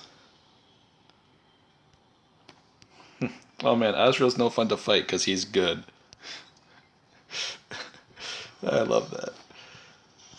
Oh, man. I think that the Azrael last boss actually is cool. It's like my favorite thing in the game right now. What I don't like about the game before is Electra was shit. Like, Electra had like a hard map. That's funny. Electra had a hard map to be able to finish in the allotted turns because everything was so far away. But Electra was a shitty last boss. Azrael's got a fucking hard as fuck map to deal with, and it is really cool. And I think that it's deserving of a last boss currently. Now, the problem is that it's deserving of a last boss with like the potential gear that we have right now. So I'm really kind of curious to see what they come up with for Moon Island, because that's going to be like completely entertaining. I think that right now, if I actually just used Lee, I'd probably just one-shot Azrael. I'll take every percent of boss damage piece of gear I have, and I'll put them all on Lee, and I'll kill him in one hit. I'll give him Ghost Step. I'll walk over there in 2 turns, and I'll shoot Azrael, and he'll just boom. I'll hit 50k ticks or whatever it takes to kill him. Does he have a million health? I'll hit 100k ticks, and he'll just die.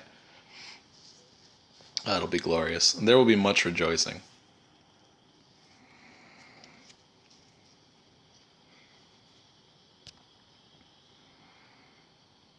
Shit.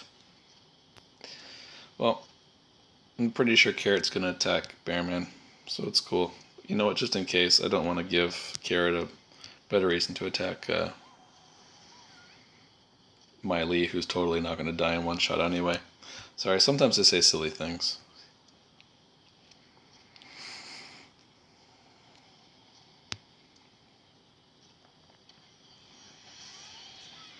Oh man, Bearman's so good.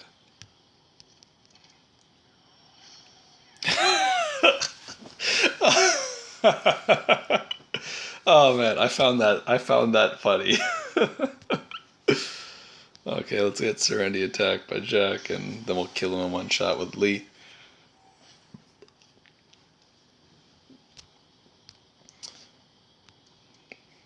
I think that Carrot's like the funniest character PvP, because Carrot's like really good in PvP. Like she's actually like she's gonna be absolute trash after the changes, because I didn't notice any advantage changes for Carrot. Like, oh, by the way, Carrot gained 30,000 health. Like that's what Carrot needs right now. She needs to go up from like a 18,000 or 15,000 health hero, whatever she is, and she needs to go up to be a 22 to 23,000 a health hero.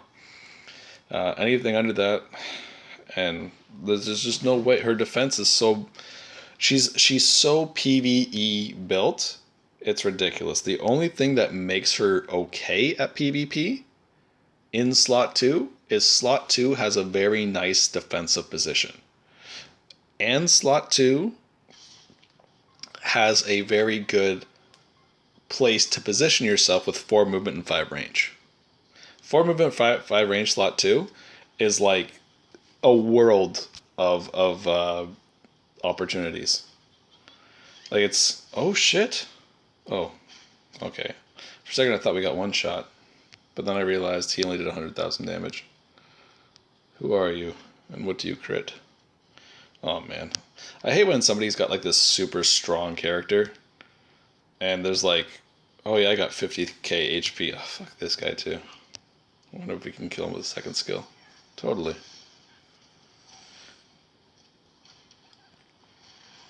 I also love how I don't need to use my second skill at all, and I'm totally using it every single time I have the option to. It's about efficiency, people. If you have the option to, you should totally try it. Oh no! Jack healed! Do I want Jack to heal again? I guess I can do that. He's gonna one-shot him anyway. And if Lee can't, then Kai can.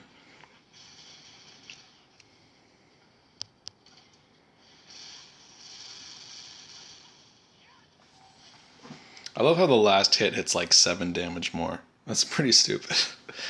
Should just make them all the same. Make the math nice and easy. Okay, do that times 11 plus 7.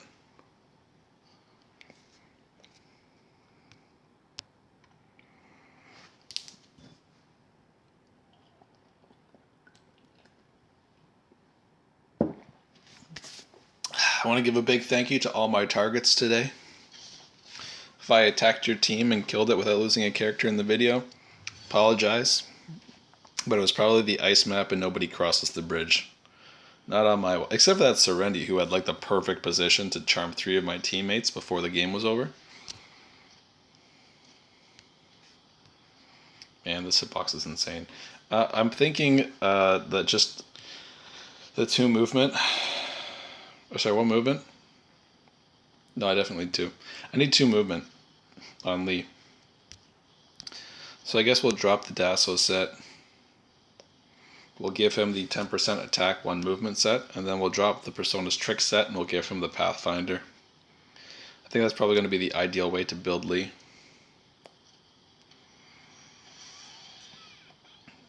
5 movement Lee, totally OP. I could just drop the Persona's trick set. Oh, what I could also do is give myself, what's my 3-star? My 3-star set is like the Black Bible set right now. So I could totally just put a Beast Rain on for 2 pieces of my, like a chest piece. Like I need a core and a armor for the Beast Rain.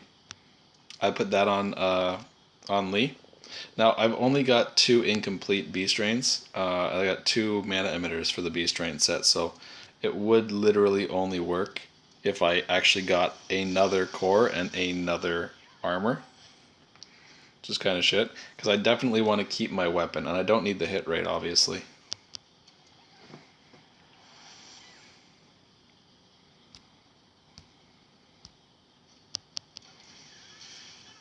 Oh, I just wanted to make a little quick announcement, too, for different videos coming into the future. The videos that I'm going to be releasing, information-wise, like things to keep an eye out, like, oh shit, I actually really want to know that. I'm going to put a video up for how to analyze and break down a character. So if you want to do your own independent research, depending on like any new character coming out, don't have to wait for me to do it and post a video about it or talk about it or shit like that. If you need to know that shit right now, I'm going to teach people how to analyze the characters and things to look at, the different potentials to weigh, like that you're gonna want to kind of take a look. Oh shit! Look at this. Oh, Shark Fuji, you're on the list with all the best players in the game. Ah, just past spirits. He's got. You know what? I don't like Lee's costume at all. Though I think I'll fight spirits first and see if he keeps the lightning bolts. It's not that bad. I might just buy it just because. Let's go fight spirits. But Spirits, Lord, and Lamian, they're going to be my last 3 fights probably to get to rank 1. What are they talking about? Oh yeah, I'm going to be putting up a video on how to break down different characters so you can tell by looking at it if it's going to be worth it. There's a few things that are really, really important to look at, and there's some things that are kind of like not important at all to look at. Shit, does he have a slot 1? I might not be able to move. 7 movement, that would put him right on this ice block. 1, 2, 3. I can move a single square. Could I move 2? 1, 2, 3, 4, 5, 6, 7, 8, 9, 10, 11. You know, it's too risky. If he's got Water Walk, then I'm screwed. I'll just go the 1, because I'm screwed. If he's got Water Walk, I'm pretty sure I'm screwed either way. No. 1, 2, 3, 4, 5. Yeah, you know what? Fuck it. I don't need to move, so I'm not going to.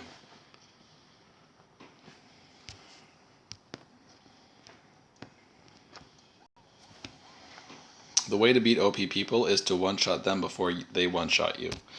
Spirit's team, as you can see, Lennon needs to go, Jack can stay, and the third character he needs to get here to complete is Lily, to have all of the characters with the highest attack in the game. That is the dream. Okay, let's see. Totally gonna kill the... Oh, you know what? What's your defense? I really shouldn't do stupid shit against overpowered players. Pretty sure I could still kill him with the second skill. But I'll test that later when I'm on the square map. I am curious as to see... wait a minute. What was his attack? It was only 45%, right? Let's let Rage stay alive. He's going to attack Bearman anyway. Wait a minute. Okay, good. I thought to myself, wait a minute, Bearman's standing next to Lee. That's a bad thing. This video is all about Lee. Lee's not supposed to die. Bearman can get one shot by this Rage all day. I don't give a shit. What? That doesn't make any sense. Oh shit, we're turn 3. Oh, frick, poor Rage. Spirits has like awesome shit. Like he's got really awesome shit. So, and I like Spirits. He's cool. He's not very good at English, but he's definitely a badass.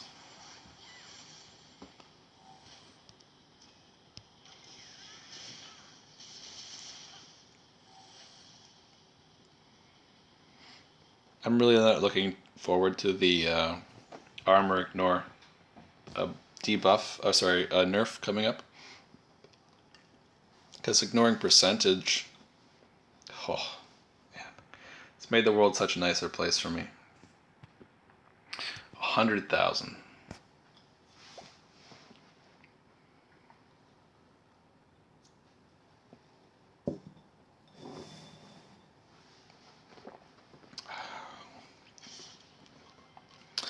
I think I would have 100,000 battle score if I took, like, Bearman's stuff is like all at +9 for the most part.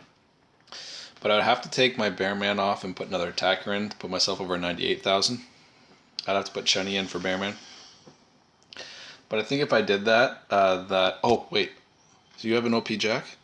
118,000, 65% defense. Oh shit, oh shit. Oh man, this is it right here.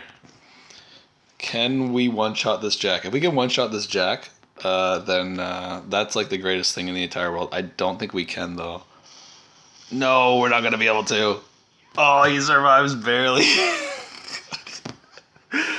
Oh, fuck. Oh, man. I'm 2 ticks away. Shit. That means I need a Beast Train. That sucks. Okay, maybe if I go over here, Lee will get... to survive this encounter with that really overpowered Jack. I mean, you know how overpowered Jack is? He survives the hit from my Lee. Hats off to Spirits. He is the first person in the world to survive a hit from Lee. Oh, man. Everybody take a bow. Sorry, take a... Man, I suck at this. Everybody clap. And Spirits take a bow. Hey, how come I did 10,000 this time? What the hell? 10,000. All right, even if I did the 10,000s, I don't think it would have. I don't think it would have mattered. Because I think it was around 15,000, so another 1,000 would only be another 11,000 damage. So he would have hung on a little bit less tight. But like my mastery is like 98% on Lee. So, okay, frick. You know what? I still don't want to put the Beast Train on, but the next time the Beast Train event comes up, it looks like I'm going to be spending some money. I got 2 more times to spend money, and it's Beast Train, because it's been like a while since I had the Beast Train, and I didn't need Beast Trains last time. Last time I wasn't racing lead, I wasn't thinking of adding any other characters. I already had the hit rate for 2 turns with to beat Ghost Step with the Dacimeter set, so I didn't need that either. And I had my tank, and I only had 2 attackers, which both had 2 pieces of Beast Train. So last time it was up, I just thought, the hell do I need a Beast Train for? But now I'm thinking, shit, I need a Beast Train on Lee, and I need 2 specific pieces because I want to keep my overpowered 3 pink potential bow. Like, come on, who wouldn't? I might actually be better off with a not as amazing weapon, so long as it had. Who am I fighting again? This is Lord HDX. We can totally kill that, right? It's okay to test things out because we're on the ice map. Nice. Now I know for the future that I one-shot that shit.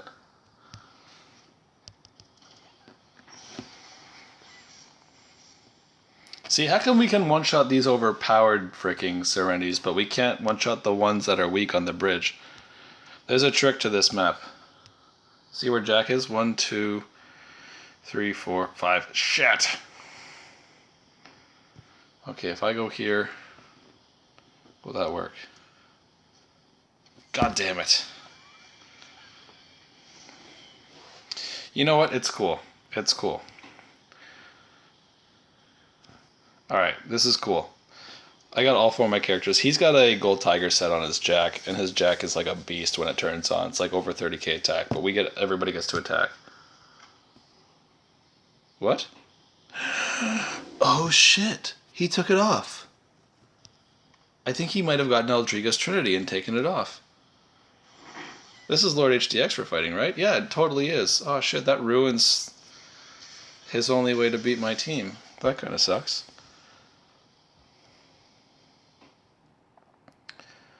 He was like there. I think I posted some stuff when I was fighting his team before. We're gonna go inspect him. Yeah, overall he's gonna be better against most people, but against like the top tier teams, I think it was better for him to have the gold tiger set.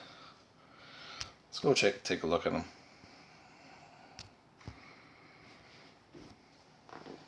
We're only 75 points away.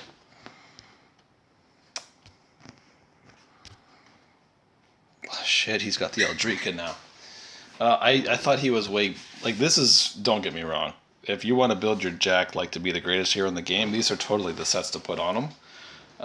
Overall, but... His position... Like, his formation... Like, I've definitely talked about it before. But every character on his formation has pseudo-taunt. 2 characters that can charm, 1 that confuses also. So one that's always going to be like, oh, you're either confused or you're charmed. The other one's like, oh shit, you're charmed. The Chenny, obviously, his Chenny is like amazing. Let's take a look at this. It's pretty hard to argue with that shit. Really damn hard. I should probably get one of these for my Chenny also, to be honest. She really needs the crit rate and the extra attack right now. Do I want to waste all my stuff trying to get another one? Not really, because I don't have the potions to roll the potentials. Maybe I'll just wait till next time it comes around. Or actually, if I ever get a God of Massacre set, I'll take this set off my Lee, and I'll put my, whatever the one with the bow is, I forget. But it gives you 380 attack and then 4% flat attack, attack extra. So that would be really badass. And I would just give that instead and take the crit rate hit, and I'd make up for the crit rate with the God of Massacre's 1300 crit rate.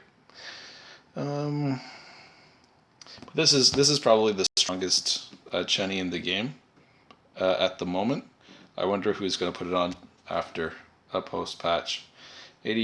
Almost 85,000 health, 357 mana. That is awesome. That means that this Chenny can cast her 3rd skill like 6 times in a row. 30,300. You have no idea what it does for my OCD. It's just 3s and 0s. That's badass. 60% crit rate. It seems to be 100% versus me because I never don't get crit by this Chenny. 42% hit rate is good enough. It's not completely. Shit, I hate when the box is too small and the thing's in the wrong spot.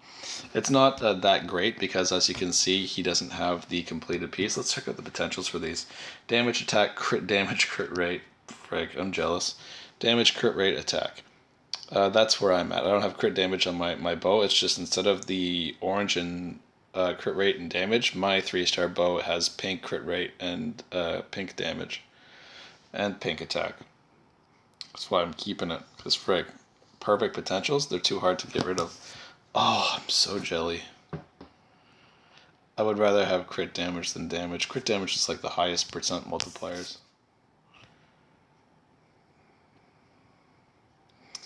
You know what? If that hit rate was crit rate, he'd be freaking dying laughing. Hey, Lord HDX, if you're watching this video and you do have the means, because you seem like a pretty wealthy guy, if you have the means, reset this and try to get crit rate on your last piece. And for your hit rate problems, oh, you already have hit rate by crit rate on here and it's orange. That sucks. How many more do you have? Alright, so you can get one there. See if you can re-roll some of your less ideal... Oh, totally not that one. Holy fuck. Oh man, that kind of makes me want to come a little bit in my pants, to be honest. If you can re-roll some of your potentials, oh frick, re-roll this thing. Just keep the pink HP and re-roll everything else. But if you can get some more hit rate by crit rate and stack crit rate a little bit harder, then is there anything else missing crit rate? No. No. Nope. Technically no, but I think that you can probably rework this a little bit. It looks like it's been a very long time since you bought 1-star pieces, and you got like no potions. If the modification event ever comes around, just buy the lowest set. Like spend the $10 one and see if you can rework these and try and make them better. If you can get some attack by a hit rate by crit rate potentials, a few more, like just one more actually. Like what's your hit rate's 44%? 42. If you got one more and it was around 8% and you can get your crit rate up another 7 or 8%, then you would hit dodge twinks every single time. The only problem is your mastery is only 78%, bro. What's with that? Oh, the problem is you have 2 rings equipped and every other item in the game is a brooch. Or is this a... No, this is a ring. That's what I thought. Brooch, brooch, brooch. Darn. This is such a great set too, and you got these awesome potentials on it. Must kind of like if you're looking to maximize and you do watch the videos, Lord. I don't want to call you Lord. That's bullshit. I'm going to call you HDX. I sound like one of the NPCs in the loading screen.